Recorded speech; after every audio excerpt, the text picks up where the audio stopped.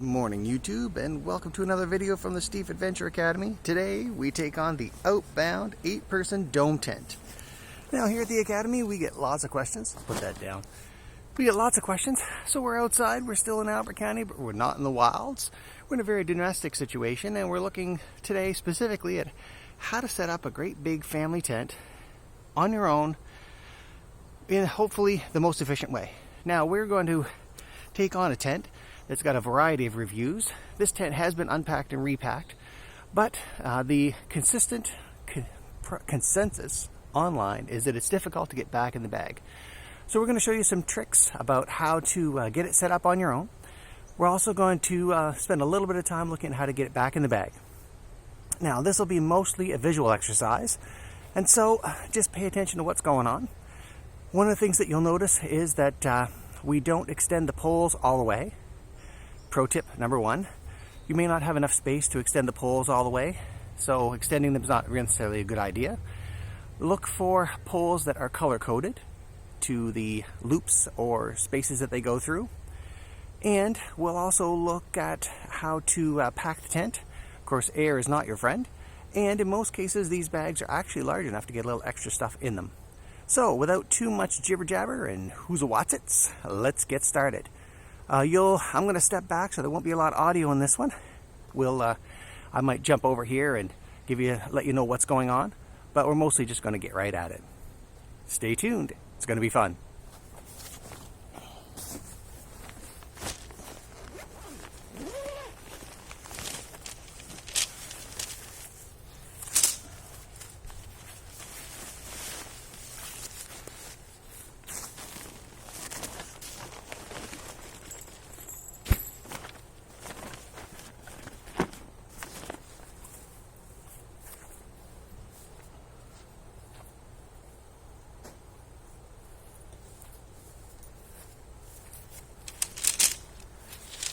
So generally with a new tent right out of the box, you're going to want to find out what you've got in here.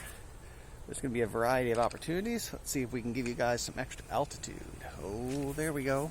Now we're getting crazy. Ooh, sketchy. Very sketchy. All right. So what's in here? Poles, bags tied. Traditionally I don't tie the bags, but this is a borrowed item. I don't have an 8-person tent myself. So we're going to pick away at these knots, which I did not anticipate. We'll get them squared away.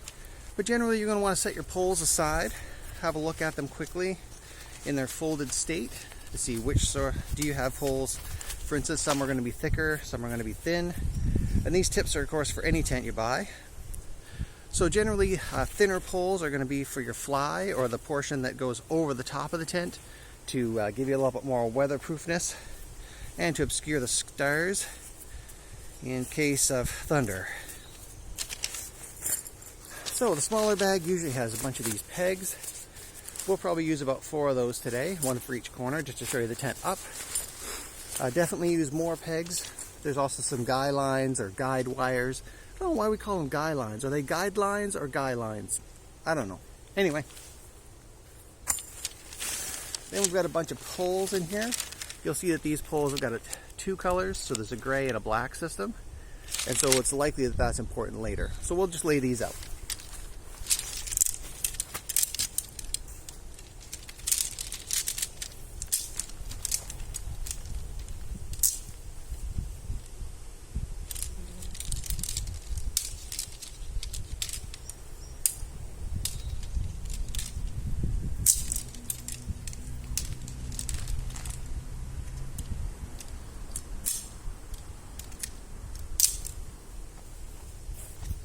So it looks like 4 poles, 2 gray and 2 black, and so we'll see where they might go.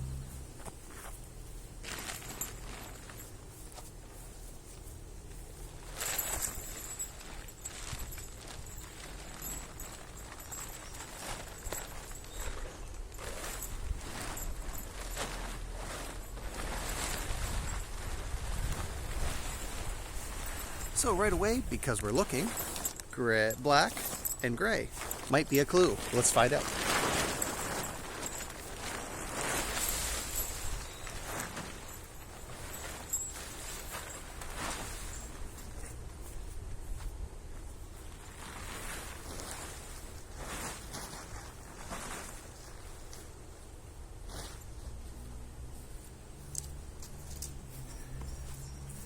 So we've found the door. You can see it's here, right here on the front.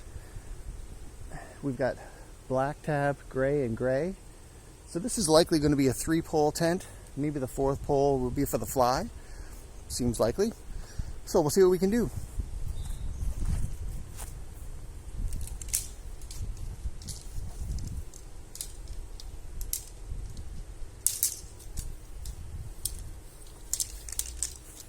Coming back over, when it comes to these poles, particularly when they're new, now these are made in a factory where there's all kinds of fiberglass dust and a lot of blowing around.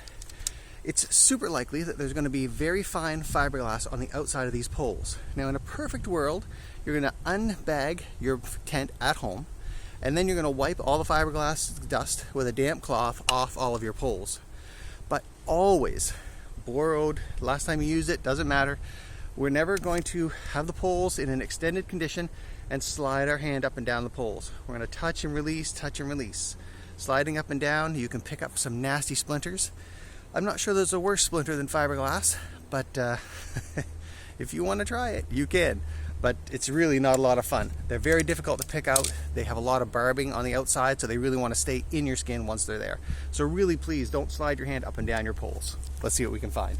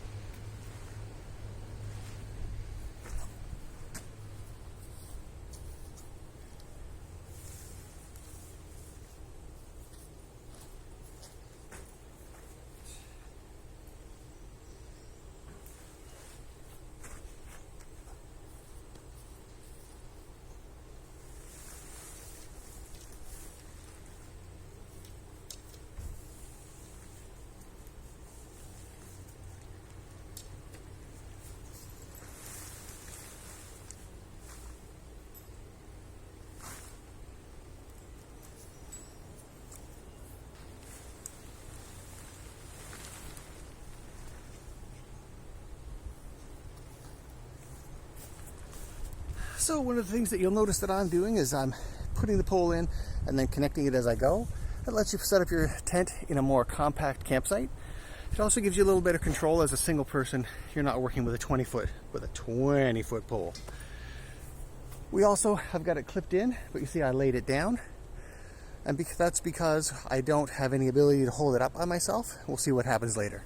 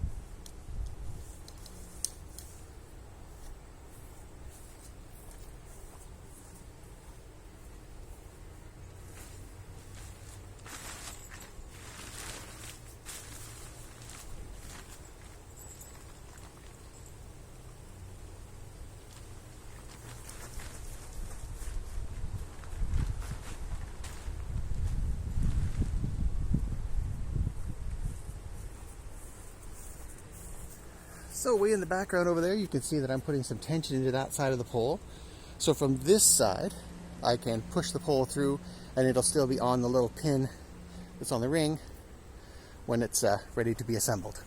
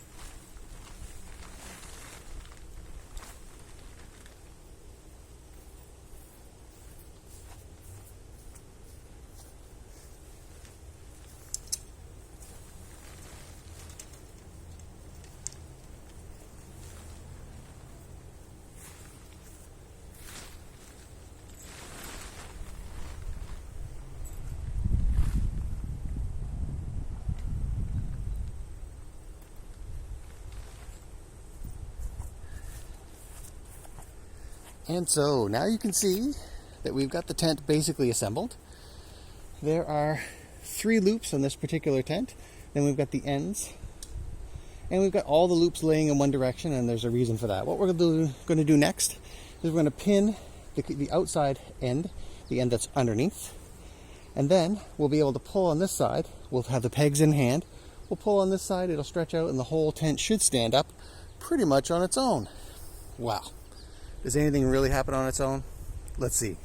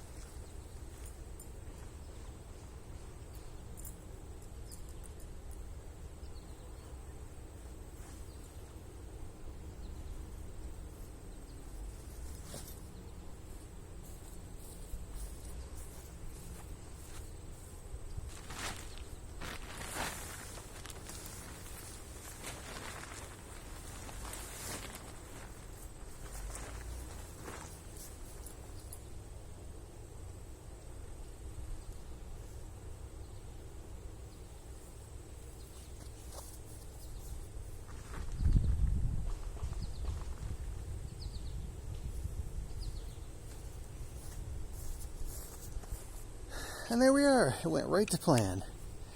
So we seem to have assembled an 8-person tent all on our own. You can see from the footage that putting the 3 loops, or however many loops there are going to be in your dome tent in this particular style, while it's all collapsed in the one direction, really makes things easier. Now the fly on this one has got a single loop. The black pole seems to be left. And based on the photos, we can surmise that that loop likely travels from door to door. There are also a couple extra pins right here. Right. Well, anyway, at the base of the gray pole and the base of the other gray pole, there's extra pins on the rings. And so we'll assume that those poles are likely going to fit in there.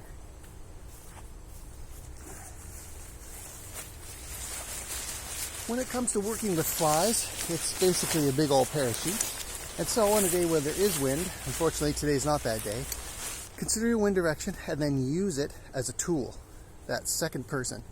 So for instance, if the wind is blowing in this direction, I'm going to stand over here and let the wind unfurl my tarp. I'm going to hold it approximately by the right place so that it lands about on the tent where I want it. And then I just got to wave my arms up and down for it to climb over the tent using the wind as that second person, and then pull it down when I want it to lay there. No wind today.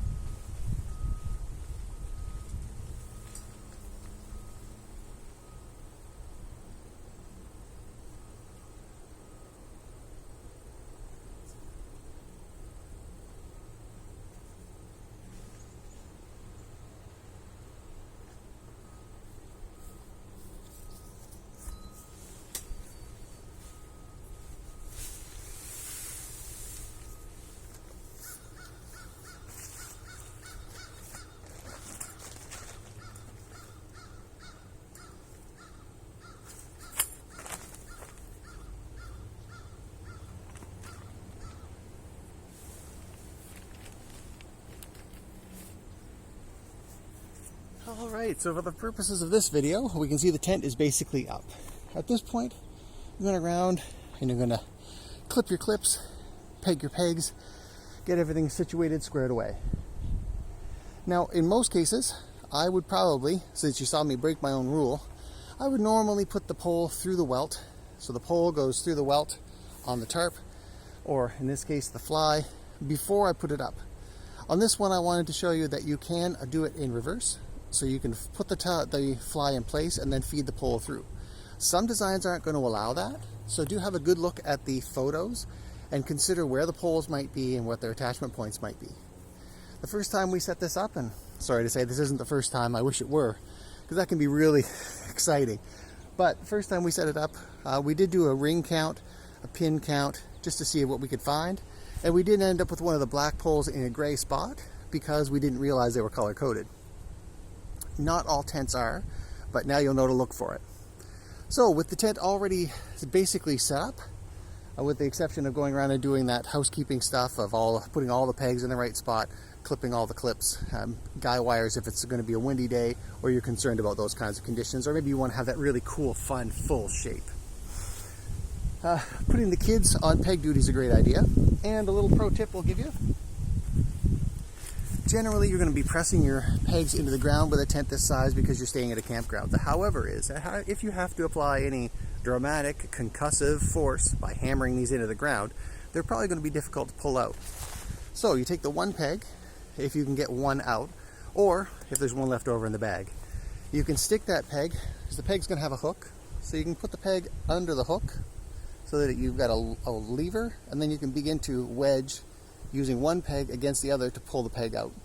Also, just make a mental note of which direction the peg's in, because it's not going to want to come out any direction other than straight back, generally speaking, particularly in hard soil. So we'll see about getting this thing back in the bag, and we'll show you a couple of more what I like to call bro science pro tips.